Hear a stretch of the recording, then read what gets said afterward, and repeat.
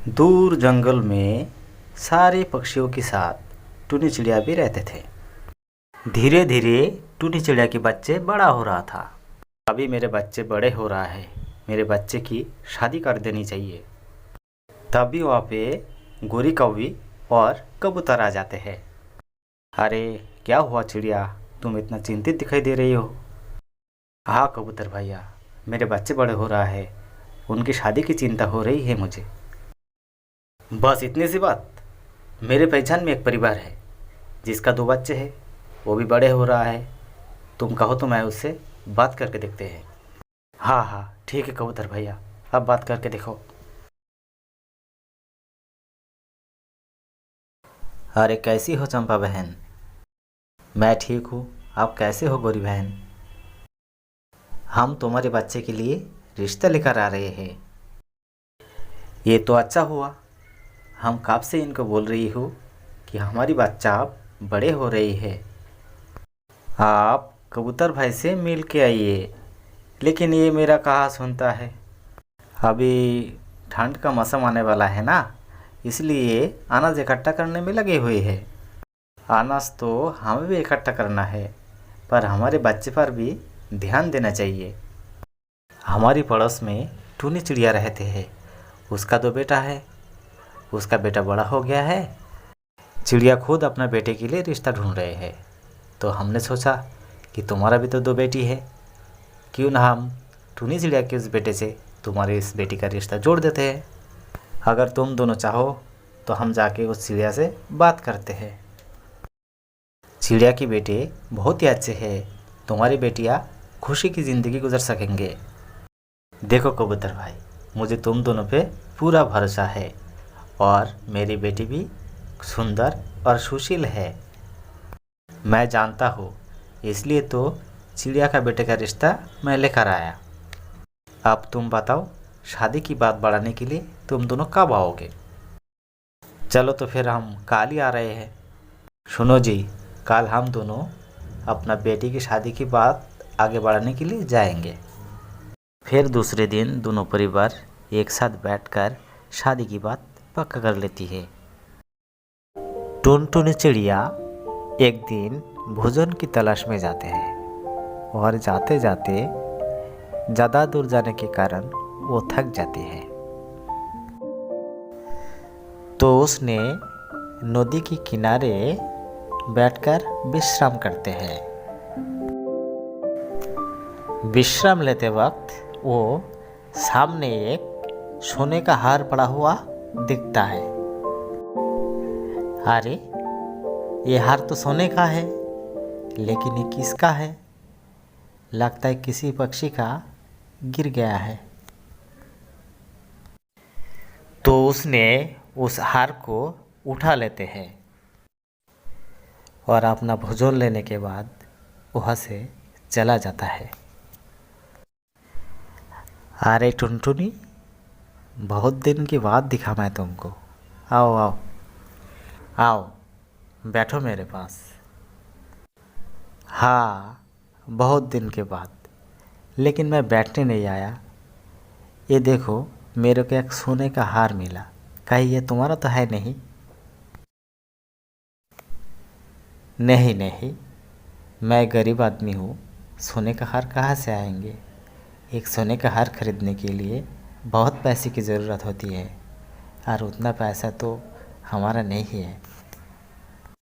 हाँ, किसी को ससुराल से सोने का हार मिल सकता है, लेकिन मेरे ससुर का हाल मुझसे भी बुरा है। वो मेरी बीवी को सोने का हार तो नहीं दे सकता है। तुम जाके किसी और से पूछो। अच्छा ठीक है, तो अभी के लिए मैं चलता हूँ, जाकर देखते हैं ये हार किसका है। चलो बाय। हाँ।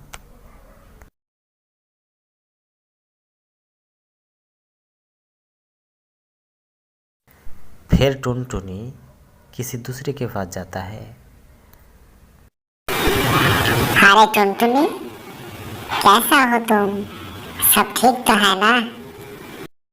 हाँ, सब कुछ ठीक है, लेकिन हुआ क्या, आज सुबह मैं भोजन की तलाश में गया था और नदी के किनारे जाकर मेरे को ये सोने का हार मिला और मैं सबको ये पूछ रहा हूँ कि हार किसका है।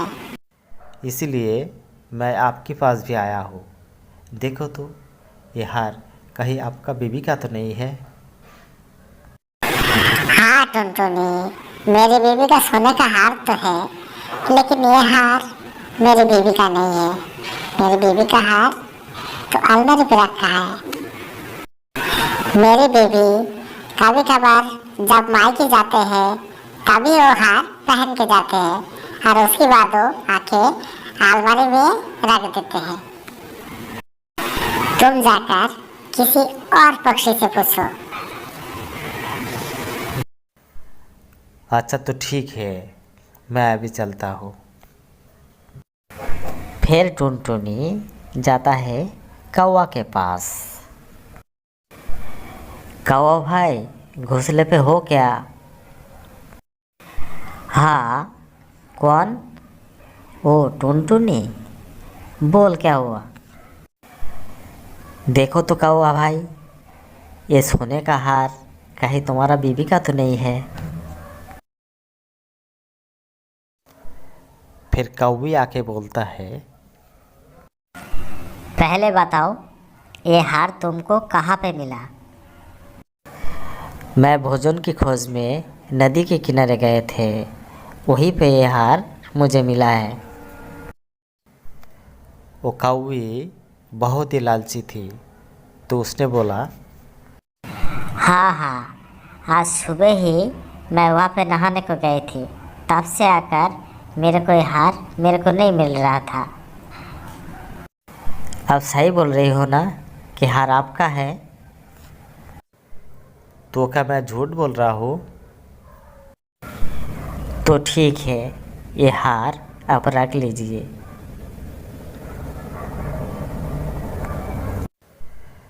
अच्छा तो मैं अब चलता हूँ। कौवी, तूने झूठ क्यों बोली कि हार तेरा है? चुप रहो, शादी के कितने साल हो गए, एक सोने के हार तुम मुझे खरीद के दे सका? नहीं ना। और मैंने थोड़ा सा झूठ बोली और सोने का हार मुझे मिल गए।